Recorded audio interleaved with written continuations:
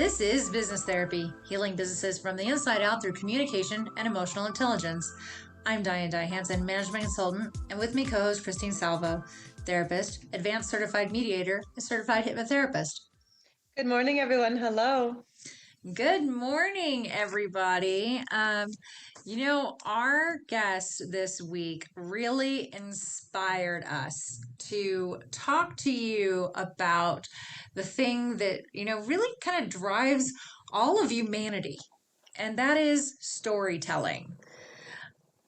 Personal storytelling, business storytelling.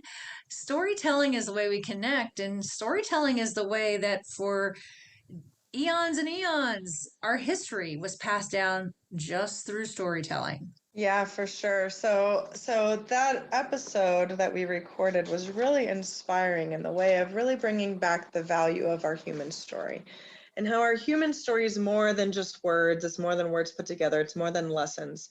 It really gives people a glimpse into our essence, into why we think the way we think, what we like the way we like, and what's been passed down. So many of us have these funny quirks that unless a story's told, we don't even know we have that in common with a loved one or shared one, right?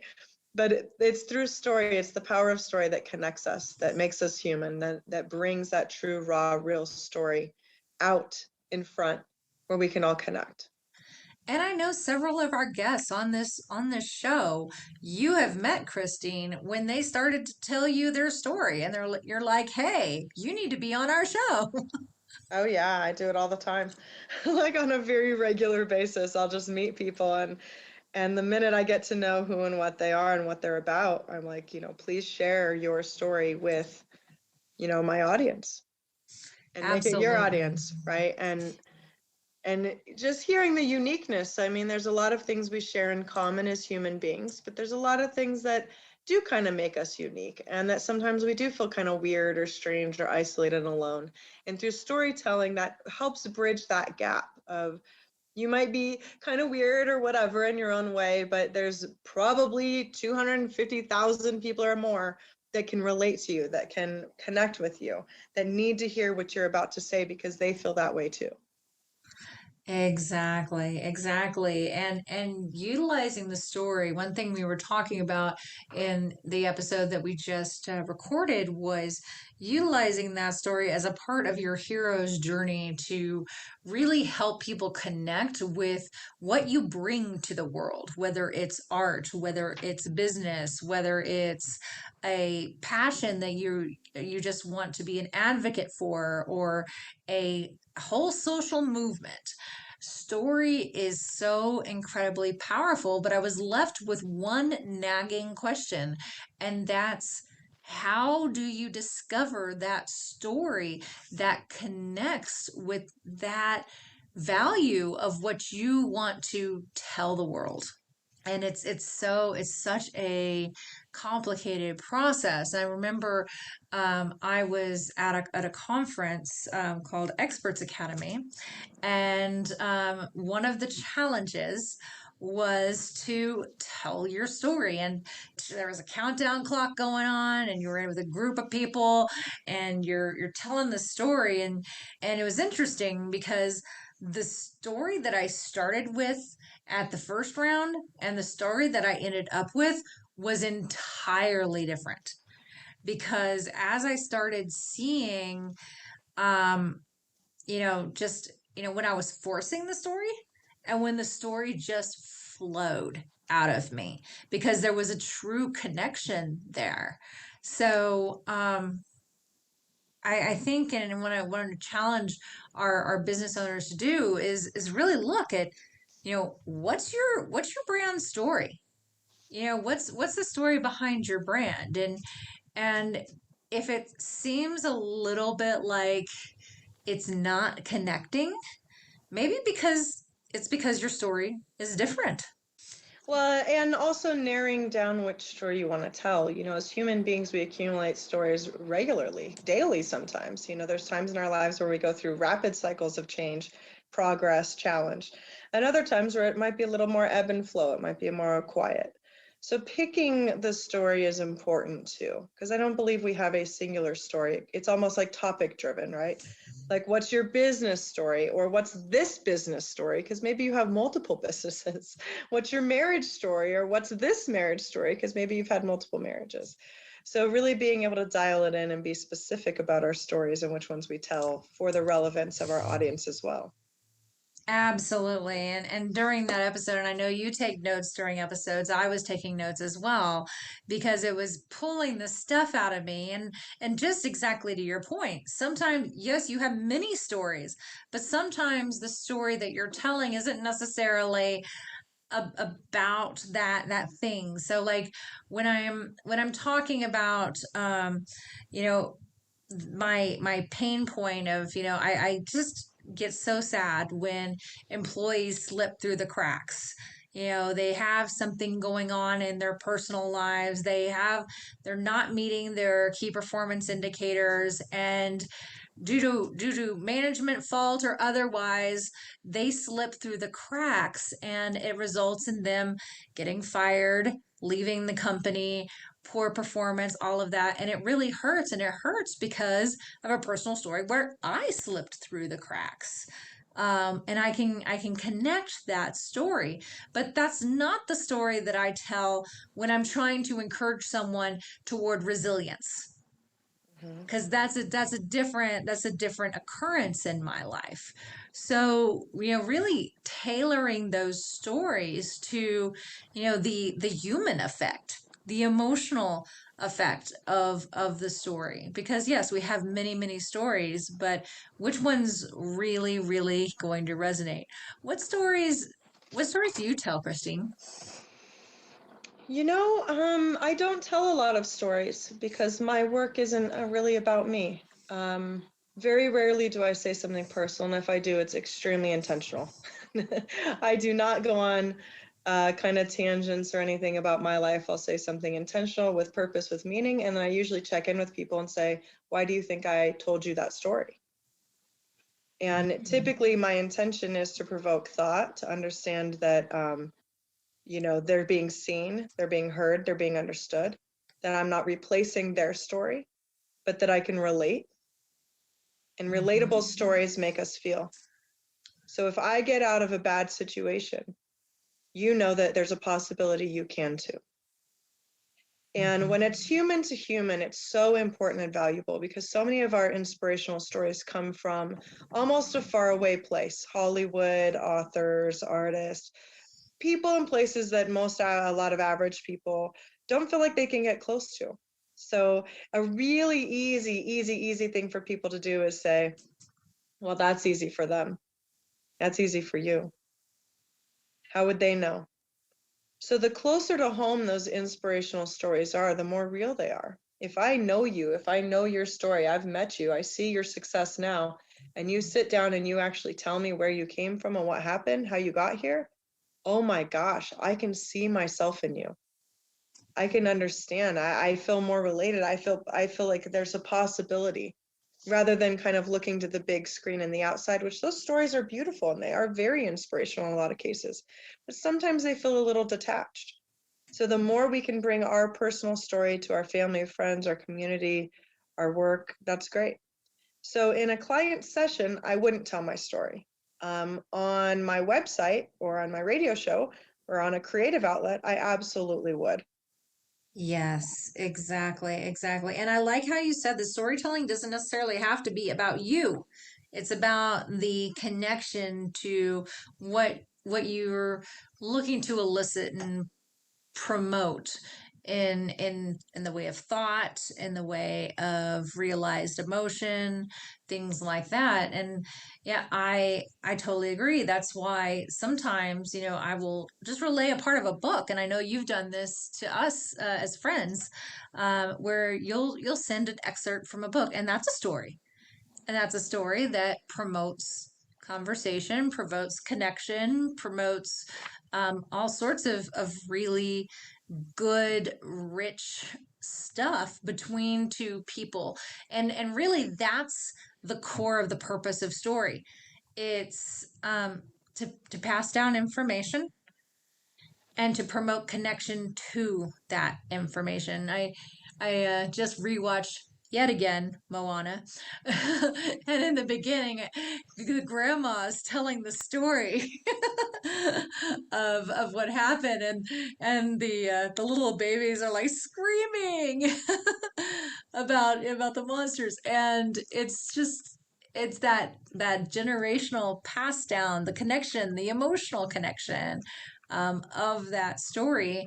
Um, but it's also interesting how story connects you to, as Simon Sinek would say, your why.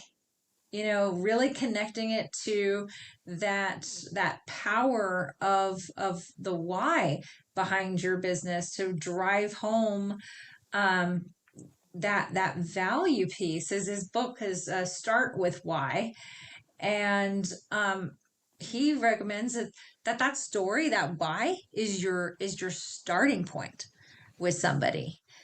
Absolutely. So I pulled up this old note from this seminar I went to. We went to the same one.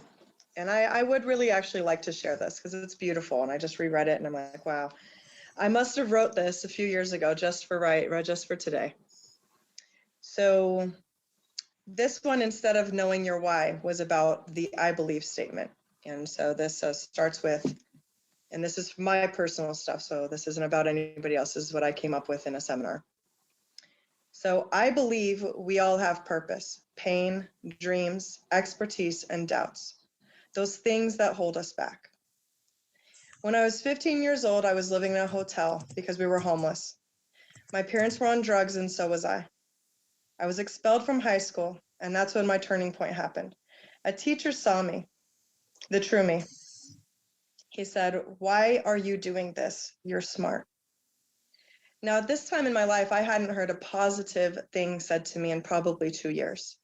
I was on a downward spiral. I was a difficult person. I was a difficult teen. I was really into some troublesome things. And of course, my environment reflected that back. You're wrong, you're bad, you're no good, you'll never be anything.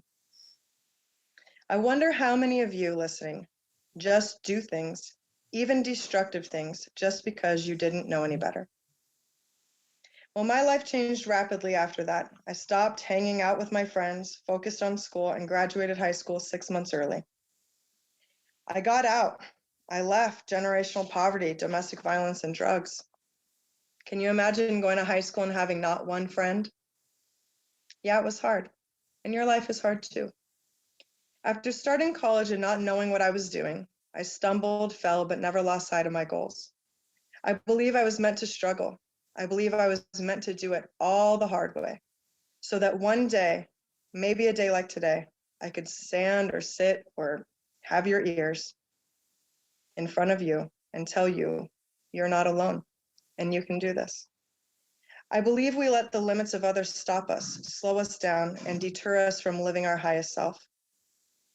It is our highest selves that make this world beautiful. It is you that makes this world beautiful, and it is me too. And after, as a first generation college grad, after 17 years of college, I worked full time, raised 2 kids, and now have my master's degree. And I live my purpose every day. My job is to bring people back to that which calls them, that lights them, their smile and their will to live, to inspire and to be an example that it is possible for me and you. I believe in love, life, and the pursuit of happiness. And wow, I wrote this back in I don't even know what year it was.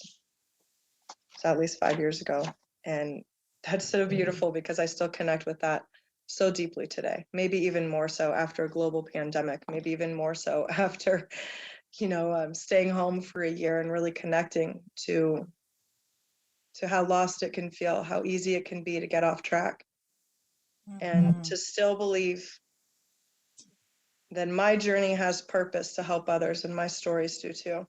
I don't typically use it through storytelling, but I absolutely use it through experience. So, listeners, if that piqued anything in you, if you found anything true in that for yourself, I challenge you to write your own I believe statement with an I believe story. Be vulnerable, share some of yourselves, not always the pretty parts. The pretty parts are nice to look at, but it's those real deep, kind of vulnerable parts, those things that you don't really want people to know, that typically connect us most. Those things we keep hidden or we're ashamed of. You know, it wasn't easy being a homeless high school student and leaving all of my friends after getting expelled from school. But I'll tell you, it was worth it.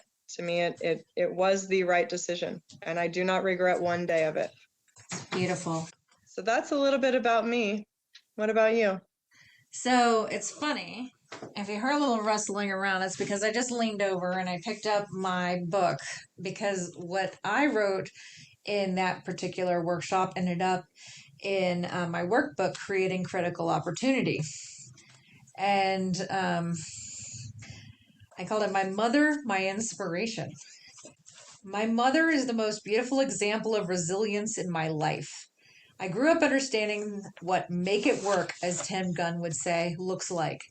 I learned from a very early age that circumstances and environments could change, but it was up to me to decide what was next. At age 46, after 25 years of marriage, my mother needed to divorce my father.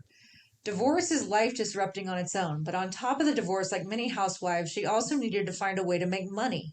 She had to reinvent herself from scratch. By age 49, she had done just that. She graduated from nursing school as an LVN.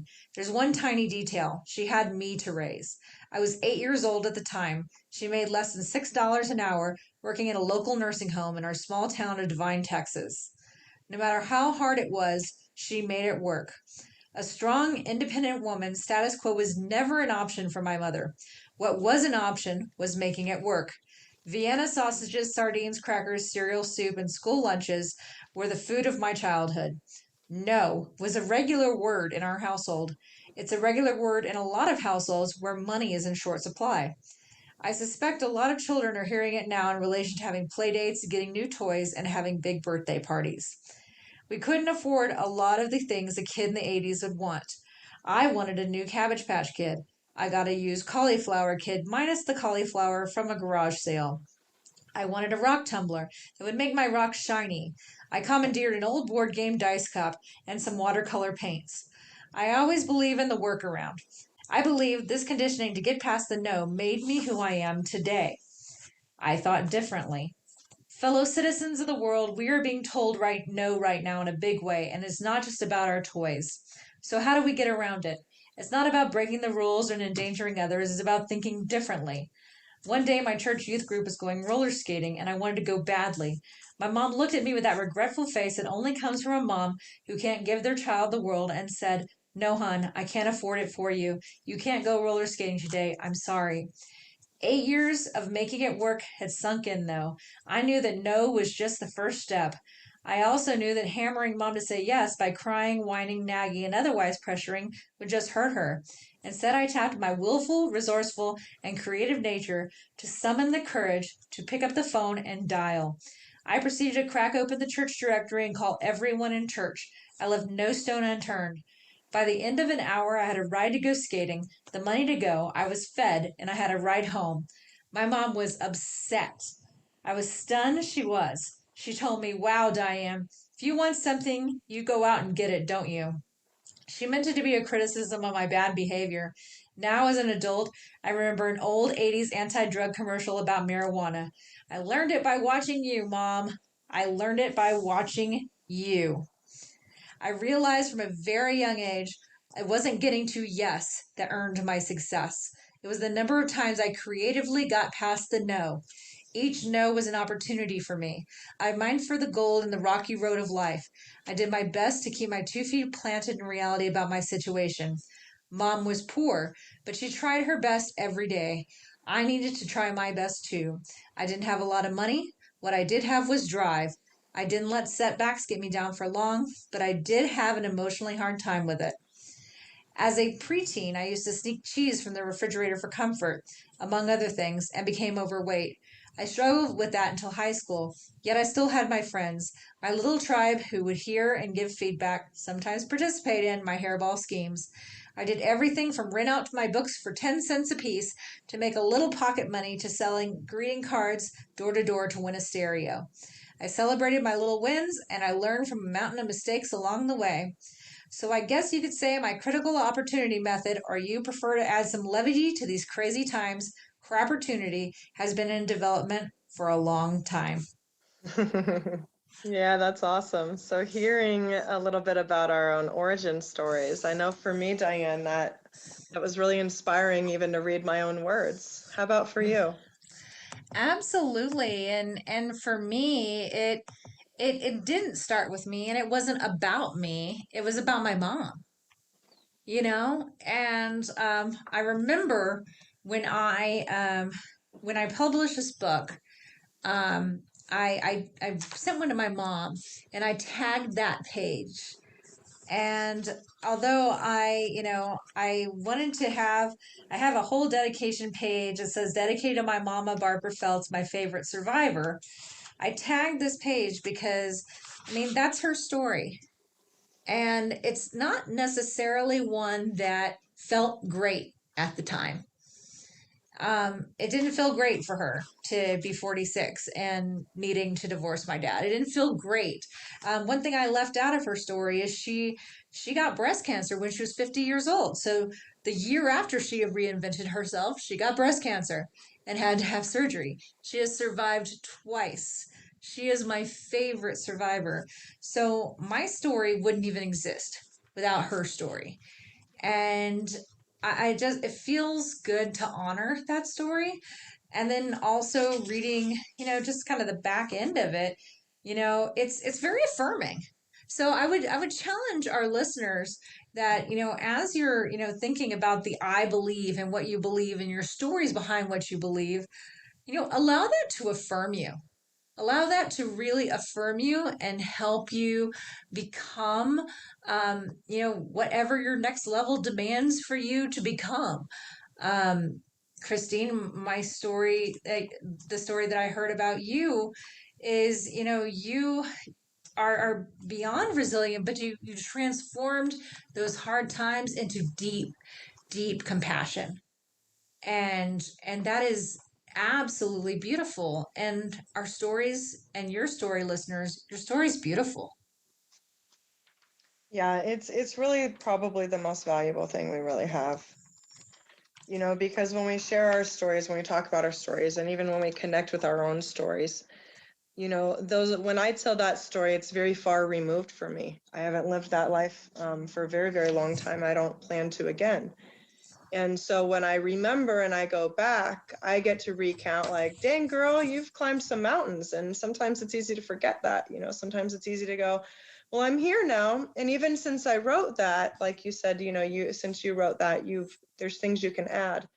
At that time, I had just gotten my master's degree, so I hadn't even gone through my internship. I hadn't had all those trials and tribulations. So more challenges came, more obstacles came, and there's still many more to come.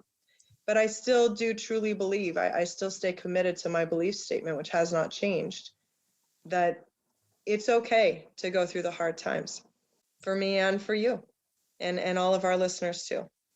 They Mhm. help build a character. There is benefit to it. I always like to say you don't grow through easy times. It's always the difficult times that we grow the most, whether we like it or not, whether we approve of it or not, whether we tantrum or not, whatever we want to do. Those are the times that are really going to help you make those major life changes or choose those different things or make those hard decisions or really kind of dive into personal growth and spirituality. A lot of the times it's the hardest times, most difficult times we go to that lead us to the most beautiful moments later. So my belief is, Yes. yeah, our story, but it's the true story, the real story, the authentic story that really helps us connect to change that world, to change this world, to change our internal world, the ones with our families. That extension benefit. But Yes. first, owning our own story is important. There was many years I would not talk about my upbringing and how difficult it was because I thought that it reflected somehow on me as a professional, that I wouldn't be good enough or worthy or welcome or part of. And now I use it as my greatest asset. It is the reason I am successful. It is not something that hurts me, it's only something that helps me. And not only does it help me, it has the extension benefit to help others. Yes, I love how you're talking about extension benefits of the story because we can write our stories for us, But when we retell our stories, that story has this beautiful extension benefit, this beautiful ripple effect. And my story, I recognized as I was reading it, actually included about four different stories. Like there's the story about my mom and how she made it work. There's the story about the Cabbage Patch Kid. There's a story about roller skating, and there's a story about just being having ingenuity and being a young entrepreneur. There's like four different stories in there, and there's the opportunity to expand and go deep and really connect. And um there's a different extension benefit even to each one of those. The extension benefit of the last one is, want to make something happen, find a side hustle and hustle it and make it happen, right? But each little piece had a almost a different moral of its own. So also, when you're telling your story, it's kind of mindful storytelling. Like what's the extension benefit that you'd like to see? What's the change that you would like to see in the world? And start to drive your story toward that, the stories that you choose to tell in a very mindful way, because I think that's when we get the most extension benefit, when we're very aware of the receiver of the story. Absolutely. So I'm hoping today for our listeners that was somewhat thought-provoking, hopefully pulled on some heartstrings and helped you reconnect to parts of your own story, maybe parts that you've denied or shoved away or haven't thought of in a long time, and recognize that it's all valuable. One of my favorite things to say in therapy is, we can talk about trauma now because we already know you survived it. You're Mhm. here. You've already survived. Now we're just talking about it. Now we're just picking it apart, processing, doing what we need to do. But we have 100%, there's zero doubt that you survived that. You're here now. So we can talk about it, but we already know the ending. It was a good outcome. You're here. So I know we're talking about difficult parts of our story, and you're here to tell the story. It means you're already here. You've already lived through it. From here, it's just storytelling. It's easy. It's processing. I'm not saying it's easy, but I am saying you've already survived it. The hardest part is over, which means you got through it. You You made it to certainly the other did. side with tools, with no tools, with not knowing what you're doing, with stumbling or fumbling, whatever the case is, you already got through it. So try not to be afraid to hear your own story, tell your own story, own your story, and then share your story. Absolutely. This has been Business Therapy, healing businesses from the inside out through communication and emotional intelligence. I'm Diane Dye Hansen, management consultant. And I'm Christine Salvo, licensed marriage and family therapist, certified mediator, and certified hypnotherapist. Thank you so much for listening. Have a wonderful day. Have a wonderful day. Bye bye.